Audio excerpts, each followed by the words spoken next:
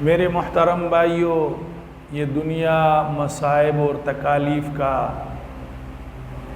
مرکز ہے۔ اس دنیا میں اگر آپ دیکھیں گے کوئی نہ کوئی شخص ضرور کسی نہ کسی مصیبت اور تکلیف میں گرفتار ہوگا۔ اللہ کا ایک قانون اور نظام ہے کہ دنیا آرام کی جگہ نہیں ہے۔ دنیا اس کی جگہ نہیں ہے کہ آپ کو تکلیف اور غم اور پریشانی نہ آئے۔ یہاں اللہ کا ایک نظام اور قانون ہے، آپ کو کوئی شخص بے غم اور بغیر تکلیف کے نہیں ملے گا۔ کسی کو اگر دنیا کی دولت دیے تو صحت کی نعمت سے محروم کر دیا، کسی کو اگر معاشی تنگی ہے تو اس کو صحت کی نعمت دے دیے، کسی کو اگر گھریلو سکون ہے تو اس کو بیرونی تکالیف میں مبتلا کر دیا ہے، کسی کو اگر دنیا دولت کی ریل پیل اور نوکری ہے تو گھر کا ماحول اس کا بے سکونی اور تکالیف میں ہے۔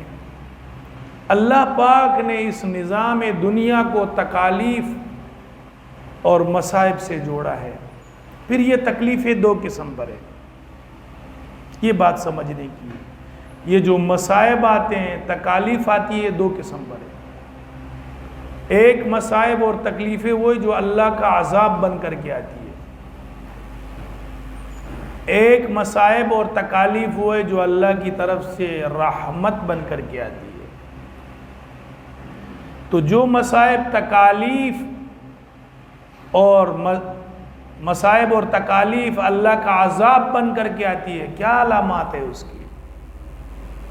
اور جو مصائب اور تکالیف اللہ کی رحمت بن کر کے آتی ہے، اس کی کیا علامات ہے؟ دنیا مصائب کا مجموعہ ہے، دنیا تکالیف کا مجموعہ۔ تو شیوخ اور محدثین نے لکھا ہے کہ اگر مصائب اور تکالیف آ رہے ہیں اور ان مصائب اور تکالیف میں انسان دین سے دور ہوتا جا رہا ہے تو آپ سمجھ لیں کہ اللہ کی طرف سے یہ عذاب میں مبتلا ہے۔ بیماری آ گئی، یہ شخص اللہ کے سامنے گڑ گڑا نہیں رہا ہے، الیاذ باللہ، اس کے زبان پر شکوے اور گلے ہیں، میں ہی رہ گیا تھا اس بیماری کے لیے، مجھے ہی اسی تکالیف میں اللہ نے ڈالنا تھا۔ تو آپ سمجھ لیجئے کہ اللہ کی ناراضگی ہے، اللہ کے عذاب میں یہ شخص مبتلا ہے۔ کوئی گھر میں میت ہو گئی خدا ناخواستہ، سب نے جانا ہے، نقصان ہو گیا تجارت میں، تو اگر اس شخص کی زبان پر گلے اور شکوے اور دین سے دوری کے الفاظ ہے، نہ نماز کی طرف رجوع، نہ قرآن کی تلاوت کی طرف رجوع، نہ اللہ کو راضی کرنے کی طرف رجوع، تو آپ سمجھ لیجئے اللہ کے عذاب میں گرفتار ہے۔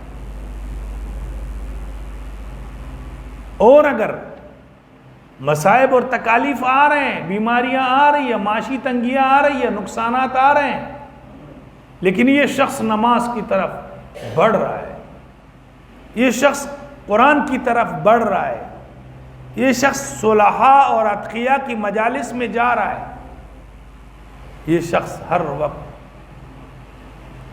یہ بول رہا ہے، یا اللہ میں تجھ سے راضی ہوں، تو نے اس مصیبت میں مجھے گرفتار کیا، تو اس کو دور کرنے والی ذات ہے، تو نے مجھے معاشی تنگی میں گرفتار کیا، اللہ تو اس معاشی تنگی کو دور کرنے والی ذات ہے، تو نے گھر میں مصائب ڈال دیے، یا اللہ تو ہی اس کو دور کرنے والی ذات ہے۔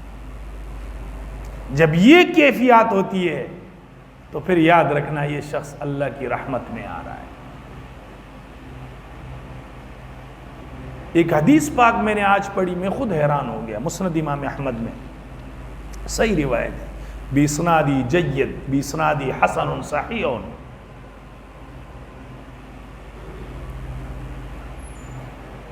کہ جب کوئی بندہ اللہ فرشتوں کو بولتا ہے کہ جاؤ فلاں بندے کے یہ مصائب میں اس کو تکلیفیں، یہ چیزیں ویزیں دے دو، تو اللہ فرشتے کہتے ہیں یا اللہ یہ شخص نے تو کوئی گناہ ہونا تو نہیں ہے اس کا. تو اللہ فرماتے ہیں مصیبت دے کر کے تکلیف دے کر کے اس کا جو گڑ گڑانا ہے میرے سامنے، اس کی جو ہائے اللہ یہ جو ہے نا یہ مجھے بہت پسند ہے. اللہ کے سامنے رونا اللہ کو بہت پسند ہے. اللہ کے سامنے اللہ سے مانگنا اللہ کو بہت پسند ہے. اللہ کہتا ہے میں اس کو اپنا قرب دیتا ہوں. مجاہدات دو قسم پر ہوتے ہیں، ایک مجاہدہ اضطراری ہوتا ہے، ایک اختیاری ہوتا ہے. صحابہ کرام کے جو مجاہدات تھے وہ اضطراری تھے. بھوک اور پیاس اللہ کی طرف سے تھی، غربت اللہ کی طرف سے تھی، کلمہ پڑھا تپتی ریت پر سونا پڑ رہا ہے، یہ اضطراری مجاہدات ہے. اس لیے کوئی صحابہ کرام کے نام تک نہیں پہنچ سکتا ہے، ان کے گھوڑے کے پیشاب تک نہیں پہنچ سکتا ہے. ہم اور آپ چونکہ مجاہدات نہیں ہیں تو پھر اللہ یہ تکلیفیں دے دے کر کے، بیماریاں دے دے کر کے، پریشانیاں دے دے کر کے میرے اور آپ کے درجات اللہ بلند کرے.